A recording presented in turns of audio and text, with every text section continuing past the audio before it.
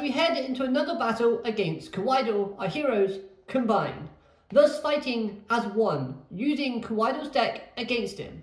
However, although they are fighting as one, they will all indeed take the same damage together.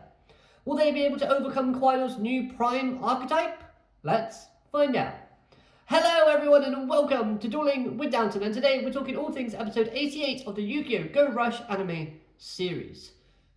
An episode that all around is about unity, as our heroes combine to take on the antagonist. Plus, we also get some things that I missed out in my last review. So basically, the group that were all turned into cards that Kauidal was using for his deck all realised that they can give the deck a free will of its own, thus allowing them to combine their thoughts together and duel Kauidal using Yugioh as their host/medium. Or, in this case, they call him their leader. But if any one of those 40 start to disconnect, then everything starts to distort and crumble, as shown when they couldn't decide or choose on the correct play to do during the opening stages of this duel. This way of dueling does seem very chaotic, as just imagine dueling yourself with 39 other people standing behind you, all giving you different advice and information and telling you what different things do and how it can play out. Things will get very confusing and, dare I say, annoying. So I like this kind of theme of unity, as they all have to be together, otherwise if they're not, it's not going to work at all. With that being said, this episode did do a good job of explaining the rules and limitations of this plan, while also correcting a big issue that I had with the previous Kauidal versus Yugioh duel, and that was the lack of tension.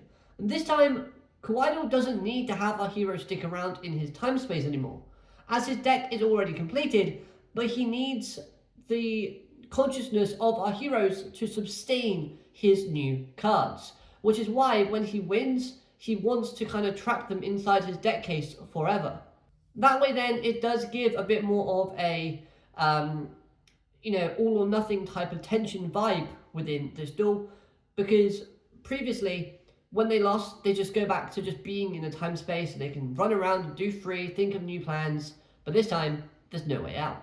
Now then, let's talk about Kauidal's new archetype, as he's corrected his flawed deck from the previous episodes, as he now created the Praime archetype, which consists of our heroes' ace monsters with a little slight revamp and the colour palette changed to white and gold, which I really do think looks stunning. Like, this is a deck that looks very nice and very appealing on the eye. Seeing Praime Diane Keto and Praime Banjovi was awesome, as these are two cards I really do love, so seeing them get a bit more of an alternative twist was quite nice. Now, one thing I do like about this, and this archetype was pretty much hinted with the ace monster that Kauidal used to beat Yugioh in the previous duel, but all of these new Praime monsters, they all kind of blend in nicely and fit in uniform with the Transamu Praime Armored Nova ace monster that Kauidal has. In addition, adding in Praime summoning to the deck also helps those monsters with higher levels get summoned a lot easier, which is a big flaw that his previous deck had because it relied on that one spell card. This time though, they don't need that. And speaking of Kauidal's old deck, that's just what our heroes have to use in this duel, making the task of taking down the villain even more difficult, as it's a deck that not only is very brick heavy, but Kauidal constructed it himself, thus being a bit more experienced with this deck.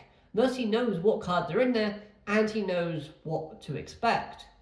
Now of course, our heroes know their own cards better than Kauidal knows them himself, so they can help guide Yugioh on how to use them effectively, but every card, can it work together?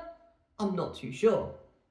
Now, in my last review, I did forget to mention this whole theme surrounding the number 9. It was a big thing in the episode, so apologies for missing it, but Yugioh, when he went inside himself, saw the number 9 reoccurring as this topic that just kept coming up.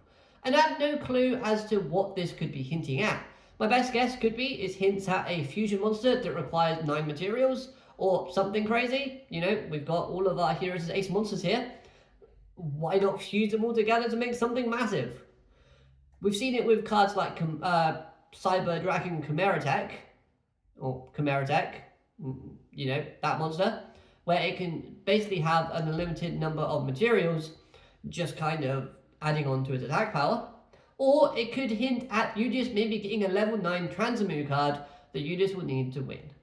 Either way though, I'm kind of curious into how they're going to implement this number 9 into it. I do not think it's relating to the new series, or the next Yu-Gi-Oh installment that's coming up, because I do want Go Rush to continue.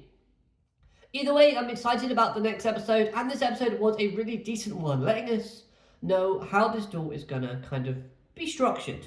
So let me know your first thoughts and impressions on this episode in the comments down below, and bear in mind, as of recording this video, I have not seen the others yet, so no spoilers, please.